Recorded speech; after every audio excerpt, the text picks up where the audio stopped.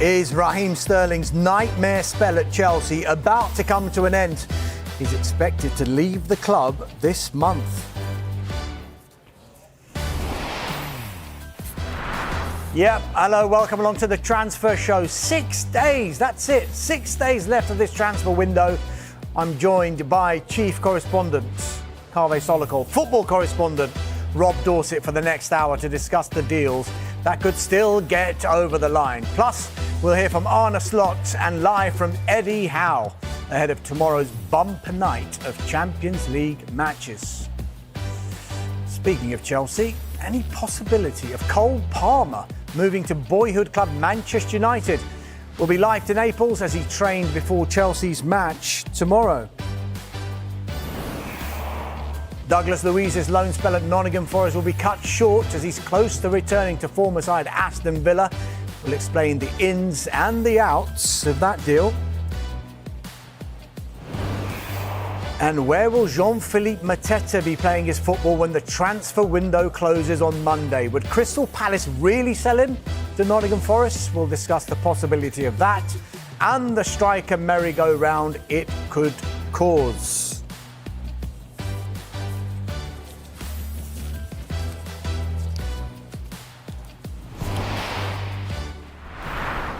OK, let's start with Chelsea. We'll be live to the Chelsea camp in Naples shortly, but transfer news ahead of their game against Napoli. Kaveh, let's start with you.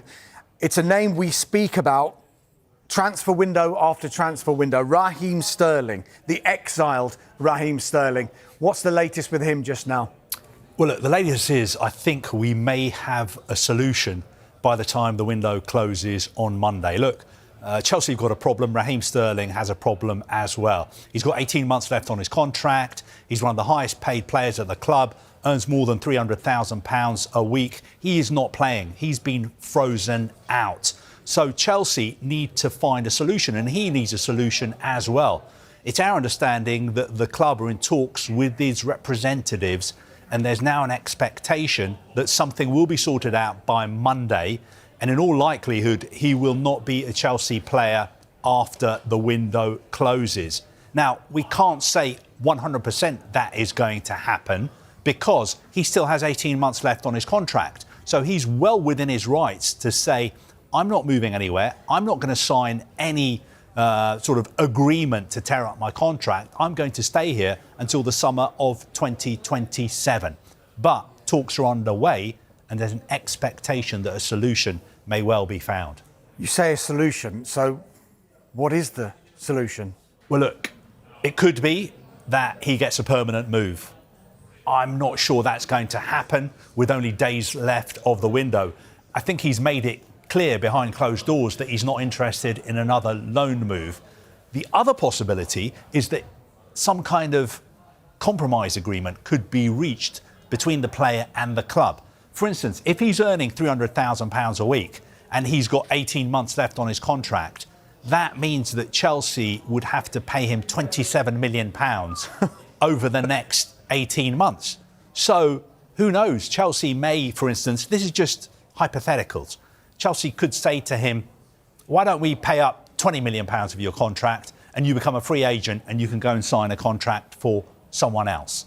Potentially, that could be something that is being discussed as well. It's really sad, isn't it? It's really sad. We're talking about huge amounts of money, but this is terrible for Chelsea and it's terrible for Raheem Sterling. You've got, for me, a generational talent here. A man who, 2 or 3 years ago was England's most important player, really, alongside Harry Kane. England built their squad around him. Gareth Southgate did at the World Cup in Qatar. You and I were both there.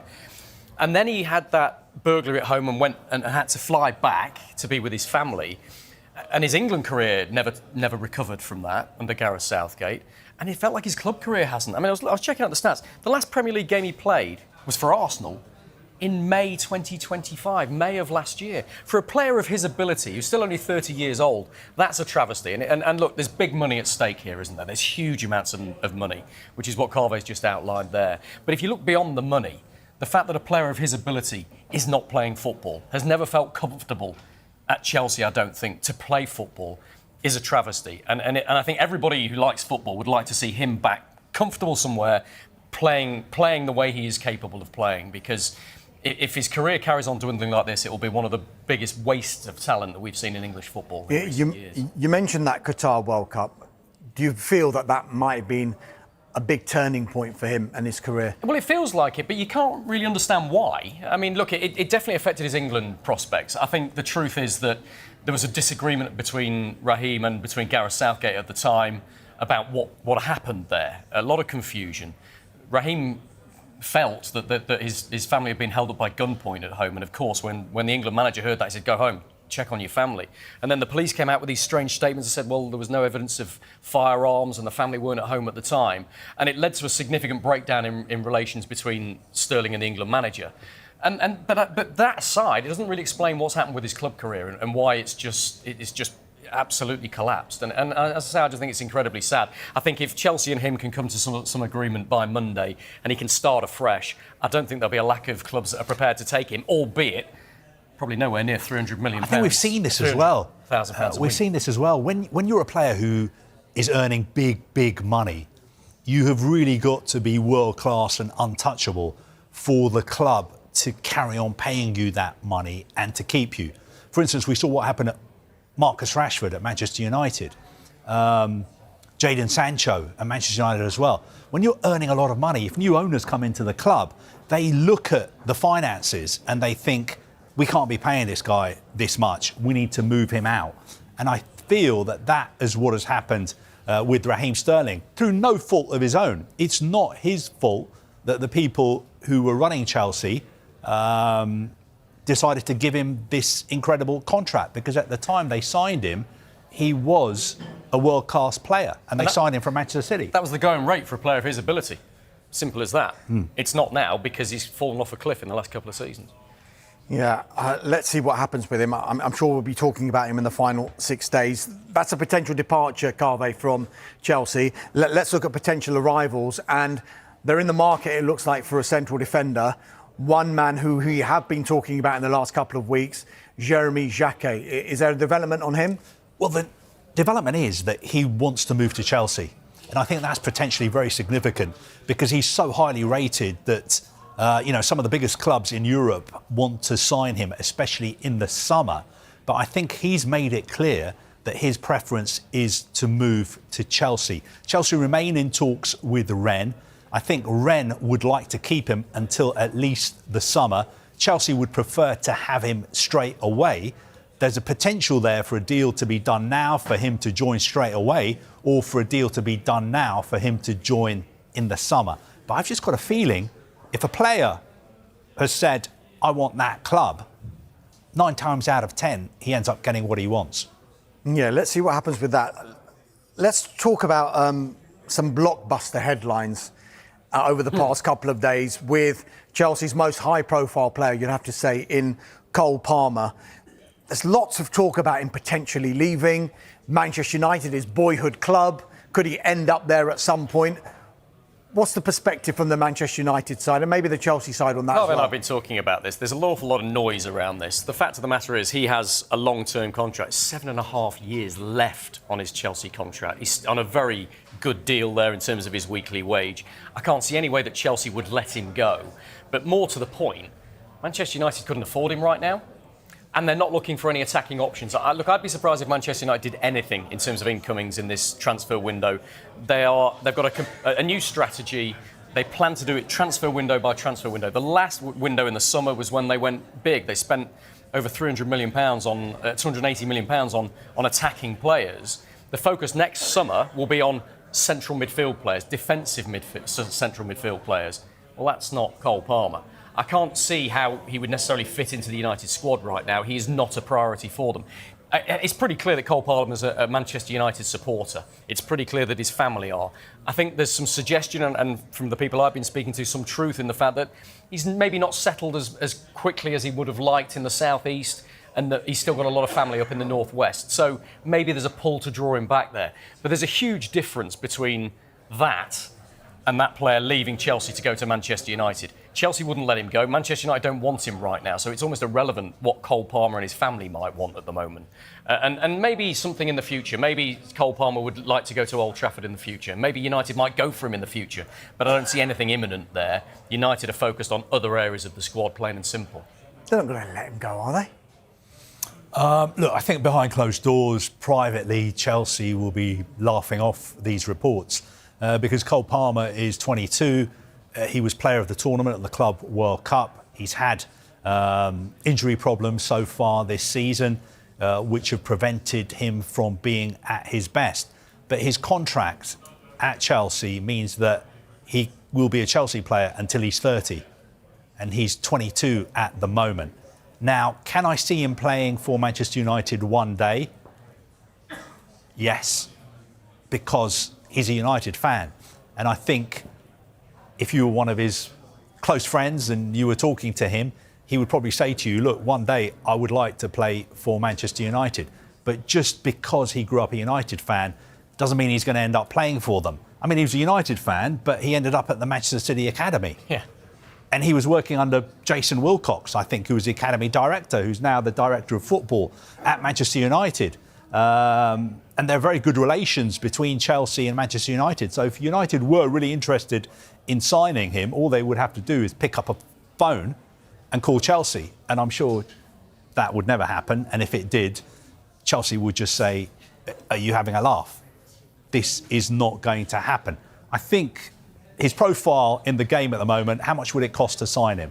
150, 200 million pounds. United don't have that kind of money, and at the moment, they don't need him. Also, as well, I just wonder what Chelsea fans make of this. If there was to be any revelation of truth in this, what would Chelsea fans say about one of their star player, a player they absolutely worship, potentially thinking and saying, I want to get to Manchester United, you know? Where, with all due respect, United are not at the same level that Chelsea are at the moment. So, look, I think it's tittle-tattle. I think there's maybe some words being said behind the scenes about what may happen in the future. There's family loyalties here. There's words coming out from the family. I don't see any substance in it from Chelsea's perspective or from Manchester United's perspective. I think Chelsea just view him as being untouchable. Talking about untouchable, let's go straight to Naples because Chelsea are facing Napoli, and we're going to be talking about Cole Palmer, and here he is, the untouchable Gary Cottrell. Big Champions League game, Gary. We've just been talking about him, and he could be available for them, couldn't he?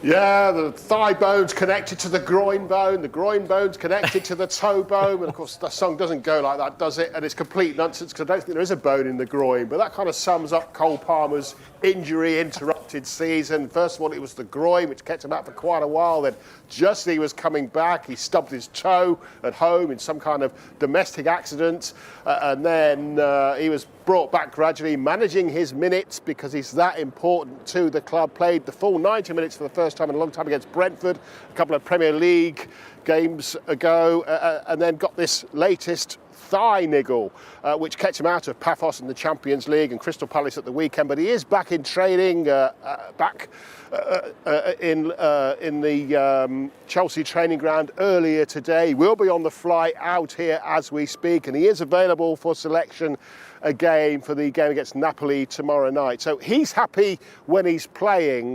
You've discussed there his future and the fact that it's very unlikely he's going to be leaving Chelsea anytime soon. We know the mood music is from the club, from him, that he's happy at the club. The fans love him, the ownership love him.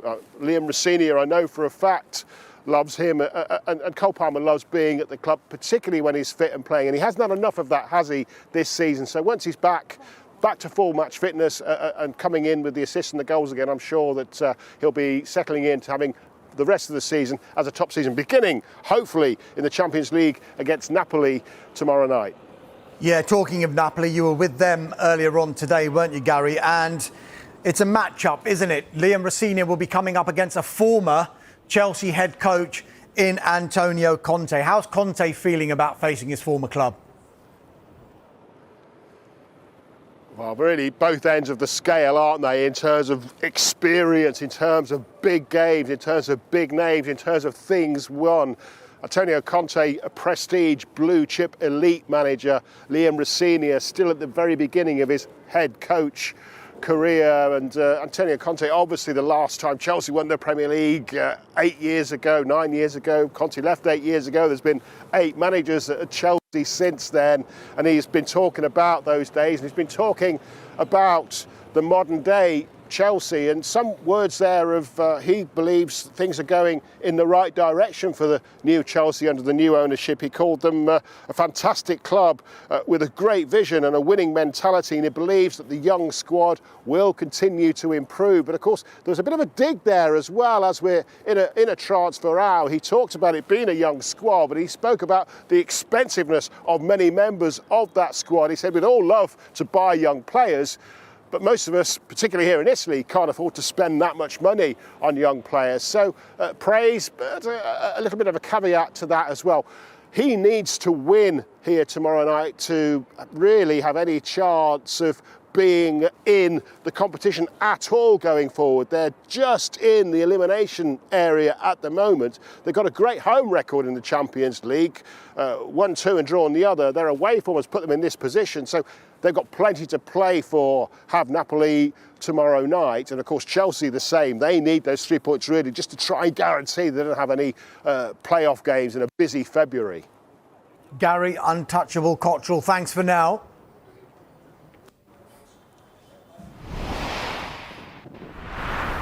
He loves it. Now, will Andy Robertson still be a Liverpool player at the end of the window? We'll be live to both our Liverpool and Tottenham Hotspur reporters. That's up next.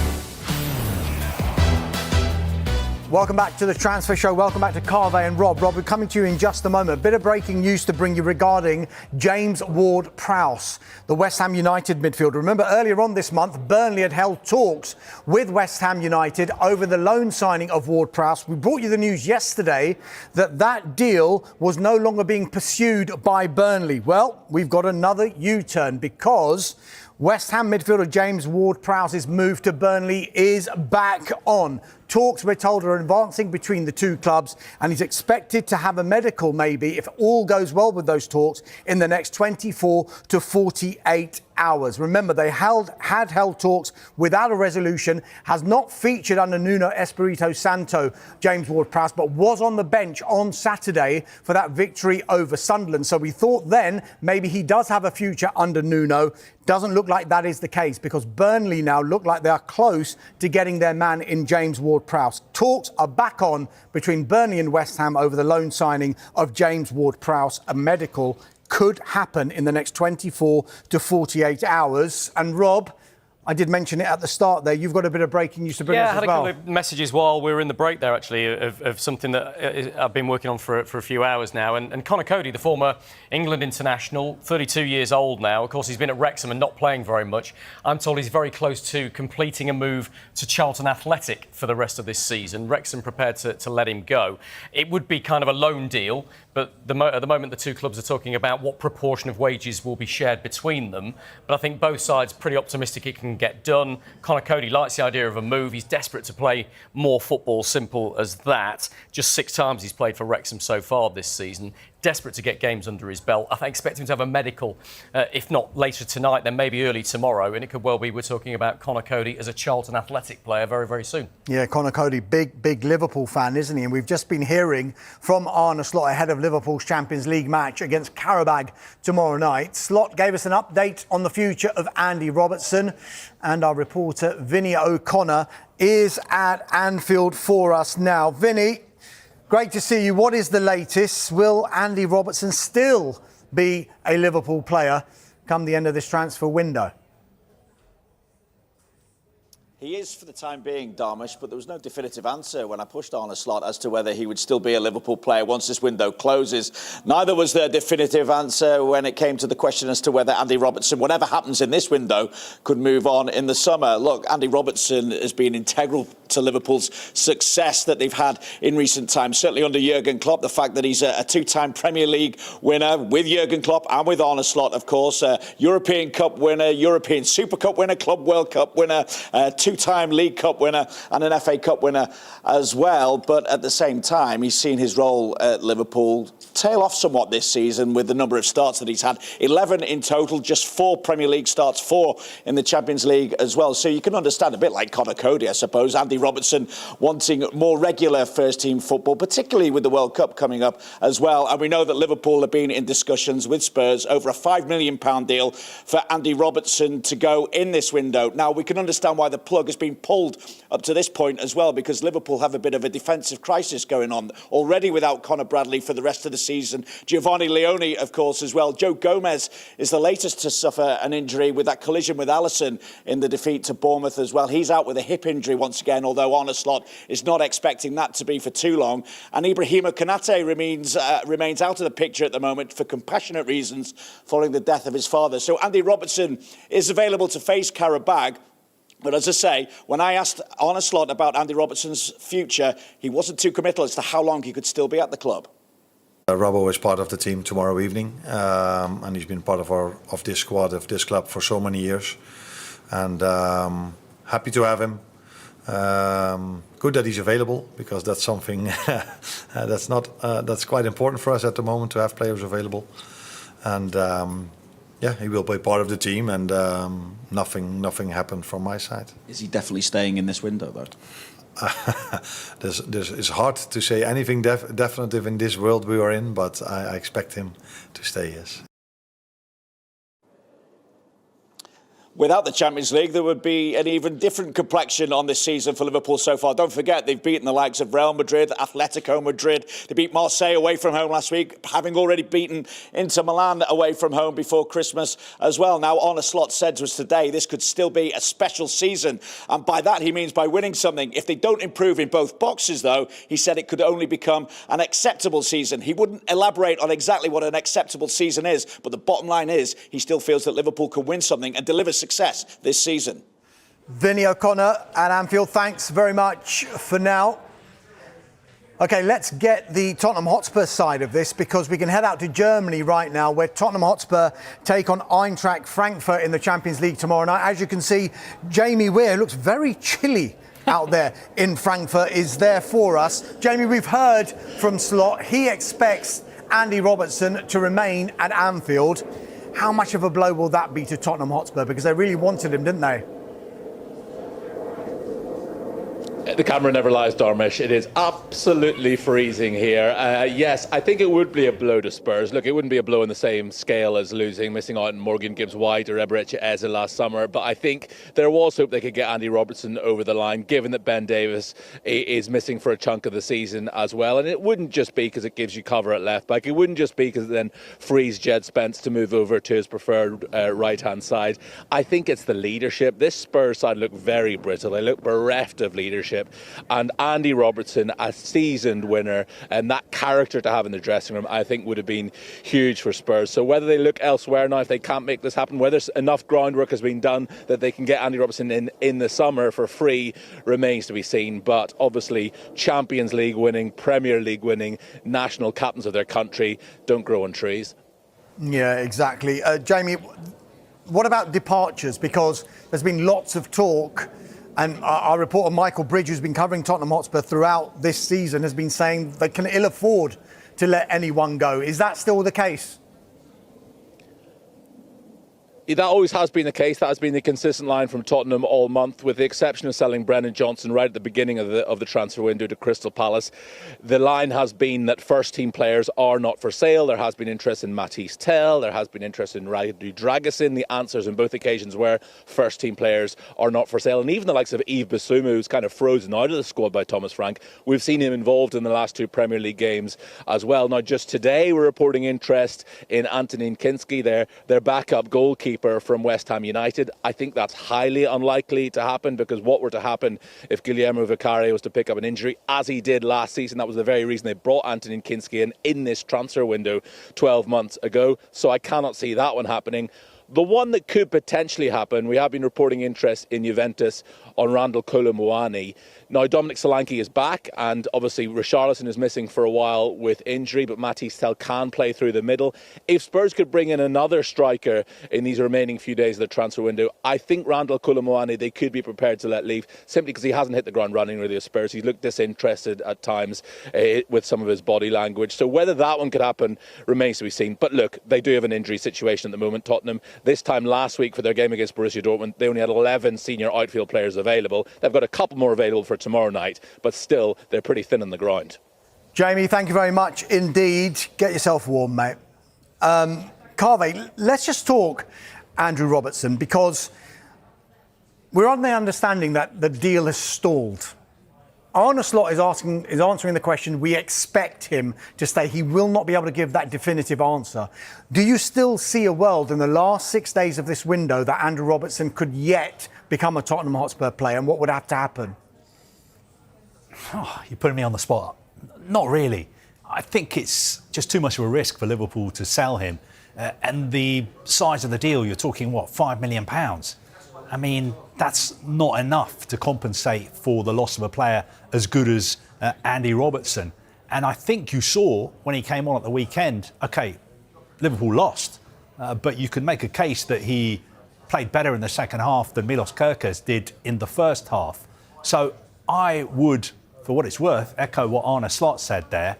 I would be surprised if he was to leave, because I think he's such an important player on and off the pitch. And Liverpool still have a lot to play for in the Champions League and the FA Cup. I think that's absolutely right. Look, you've got to remember the injury problems that Liverpool are dealing with in defence. They're still assessing Joe Gomez, who's got that hip/rib problem from colliding with Alisson the other day. It could be that means he's got a spell on the sidelines. At the moment, Virgil van Dijk is the only fit centre-back they've got. All right, Konate's going to come back from some bereavement that he's been given some time off for, but they've got real problems in defence. And it's linked with Tsimikas as well. I think if Liverpool could have got Tsimikas back from Roma, that might have happened. This domino effect we talk over the... If they could have got Tsimikas back from Roma, they may have let Robertson go. But that looks really unlikely now because Roma wanted David Muller, Wolf from Wolves. Wolves have said no. So that domino effect.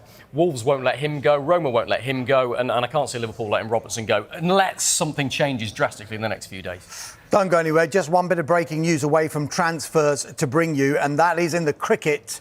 And England have beaten Sri Lanka in their deciding one-day international in Colombo. It was a day-nighter. England did the damage with the bat, didn't they? 357 for 3. Trust me, they did. 357 for 3. Harry Brook and Joe Root both hitting centuries. Sri Lanka did make a fight of it. They were 304 all out of 46.3 overs. Pavan Ratnayake with an 121 really did carry the fight to England, but it wasn't enough. And England, having lost the first one-day international, have come back and they've come storming back to claim the series by 2-1.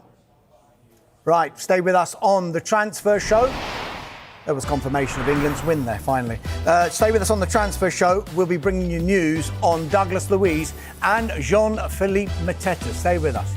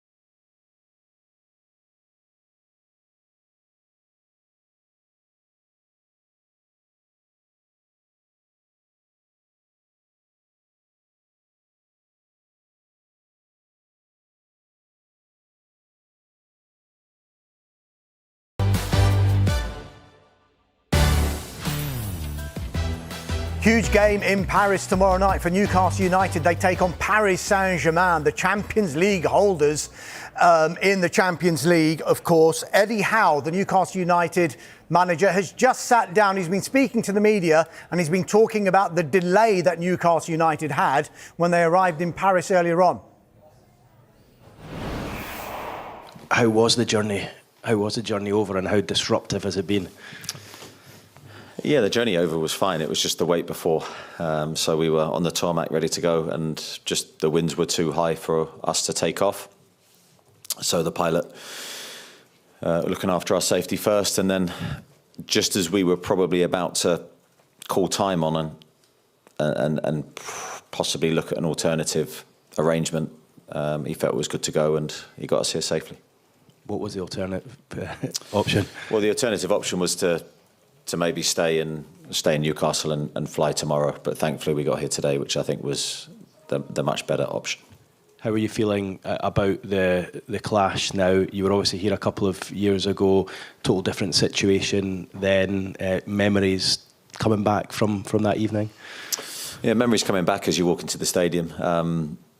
That was, I think, a really good night for us because I think it was a really great test for us at that stage of our development to go up against such a great team, and I thought we put on a really good display. I think there was moments, well, big moments in the game where we were backs to the wall, and I think we were reliant on Nick to make some great saves, but we hung in there and protected our lead for so long. Of course, the incident at the end is well known about. I think we felt really hard done by in that moment, but I was very proud of the performance overall. And how are your two Brazilians ahead of the game? Well, one's definitely out, so Joe won't make the game. He's had a scan. We don't think it's a bad injury, but he'll possibly be out for a few weeks. But he's going to see another opinion just to make sure we're on the right lines with that. So although he won't be out for a long time, he'll miss a few games just because we've got so many fixtures. Our other Brazilian is with us, and we'll know more in the next few hours. Thanks, Keith. Lee Ryder? Hi, Eddie. Just on this game, obviously coming into it on the back of a defeat, but I guess you're in these games to enjoy them. This is your reward for last season finishing fifth. Is that the way you've got to sort of frame this one, do you think? Yeah, I think that's the way we've got to think about every game, really. We've got to try and enjoy every moment because they're so precious. I think all the competitions we're in, as you go through them, of course we're in a Carabao Cup semi-final and you want to enjoy it, you want to experience all the highs and lows that every game and competition brings, but I think the only way you truly enjoy it is if you win and you get through, ultimately. So you're seeking that experience, but you're seeking the reward at the end of it, and we're all determined to try and do as well as we can. This will be a great game for us tomorrow. It'll be another great experience for everybody, but we want to win. I think we're conditioned to think that way. Can I just quickly check as well? Yeah, those are thoughts of Eddie Howe, the Newcastle United manager, ahead of their game against PSG. But Carve, let's get back to transfers.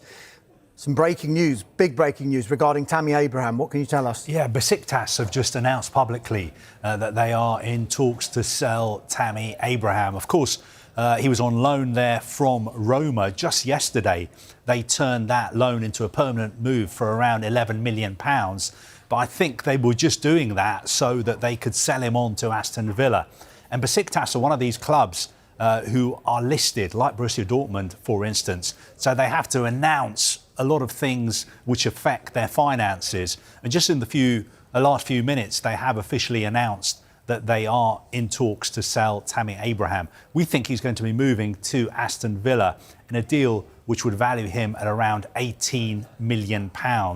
So Unai Emery really getting what he wants this January, and what he wants is to strengthen his squad because Villa are having such a great season, but they do have quite a few injury problems. You say they have quite a few injury problems. Tammy Abraham potentially on his way to Villa Park, and another player potentially on his way to Villa Park. The return of Douglas Luiz, this man. Yeah, this is a deal that Villa fans are very happy about. He is going to be joining Aston Villa on loan. Villa will have an option to sign him in the summer. Now, the reason he wants to move back to Villa is he feels that he had the happiest time of his career at Villa Park. He was at Villa between 2019 and 2024. 2024, Villa sold him to Juventus for around 50 million euros. That move has really not worked out. He moved on loan to Nottingham Forest last summer. That hasn't worked out either. He was made available this month and he's chosen to go back to Aston Villa. Villa have got big problems, injury problems in midfield. Tielemans is out. McGinn is out. Kamara is out as well. So they really needed to reinforce in that position. We just have to wait and see how good is Douglas Luiz at the moment. Because at his best, when he was at Villa, he was an exceptional player. But obviously, the couple of moves he's had since then haven't really gone according to plan. And he's played so little football as well. I mean, it's been a disastrous move for him to Juve, you have to say. One of the powerhouses of European football. You can understand the appeal of wanting to go there. He's had 3 starts for Juventus in the time that he's been there. So, as you say, mid-season, January window, clubs want to bring players in who are ready to hit the ground running. Is Douglas Luiz ready to hit the ground running? Will it take him a couple of weeks to get match fit and get fully up to speed? We don't know. But pretty clearly, he wants to go back to Villa. Villa are desperate to have him because of the injuries that Carve's just been talking about. So you suspect that's a deal they'll get done pretty easily. Douglas Luiz chose Aston Villa over Chelsea. Discuss. Well, I think there are 2 sides to every story. I'm not sure that is exactly what happened. What happened is there was reported interest from Chelsea in the player. Chelsea were looking at bringing in a midfielder because they had injury problems as cover for Caicedo and Enzo Fernandez. Romeo Lavia has had injury problems. Dario Asugo has been out for a long time as well. But Chelsea didn't really make a big play to sign Douglas Luiz. I think what they were talking about was taking him on a straight loan with no obligation, no option at all. And in the meantime, Andre Santos has come in and played really, really well under Liam Rosenior. Romeo Lavia is back training. Dario Asugo is going to be back in 3 weeks.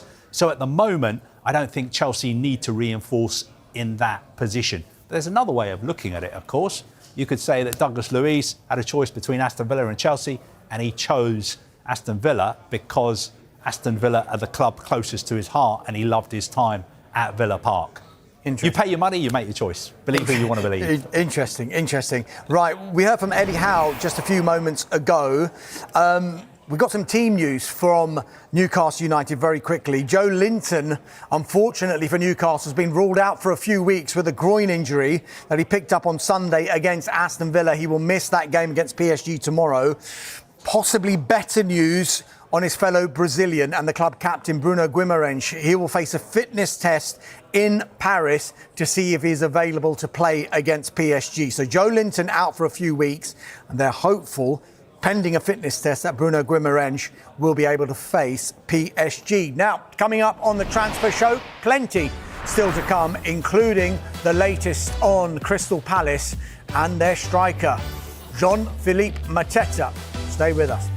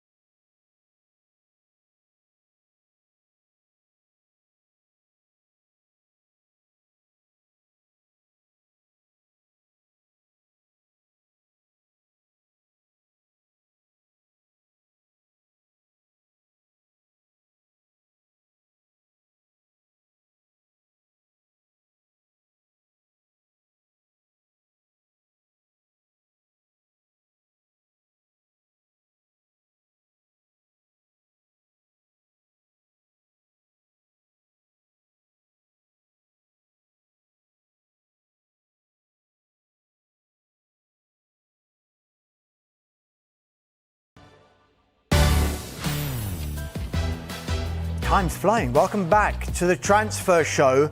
And we've got one of those transfer show phrases that we like so much. A striker merry-go-round. No doubt will continue for the last few days of the window. Revolves all around Jean-Philippe Mateta, Carve.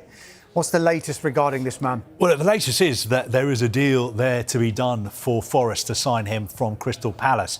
They're prepared to pay £35 million. I think Palace would like £40 million, and they would also need to have lined up a replacement. I think from the player's perspective, he maybe feels that there is still time for another club to come in for him. I know people have pointed out the fact that we and lots of other people have been reporting that he wanted to leave Palace to move to a Champions League club or a club who are in the Champions League next season. And they look at the Premier League table and they go, why is he dropping down the Premier League table to go to Forest? Of course, Forest are in the Europa League. If they win that, they could be in the Champions League next season. But I think it's fair to say that maybe he's just waiting to see if somebody else comes in for him. But I think if I was Forest, I would be saying, come on, JP, you need to make your mind up. There's a deal there to be done. And I think Palace would be saying, Forest, you need to be offering more than 35. Do you not see a strange situation here where why would Palace sell to a relegation rival? They're next to each other in the table.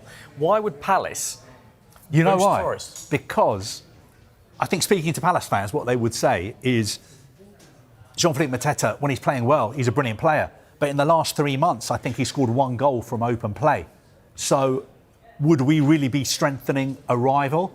If we sell him to Nottingham Forest, maybe we can use that money to sign someone else. That is what some of the fans are saying. I get it. I'm not saying that's what Palace think. Didn't Palace turn £65 million down for him from Newcastle in the summer as well? And now you're talking about 35, potentially £40 million. Look, it's difficult. 18 months left on his contract, though, so the price is going to go down, right? In the space of 4 months, meant that much? It's almost halved in value. Look, I think it's a strange one, but I totally get where you're coming from, Carve. I just think it's a strange one. And from Forest's perspective, they've just signed a player on loan that might cost them €40 million if they make it substantive in the summer.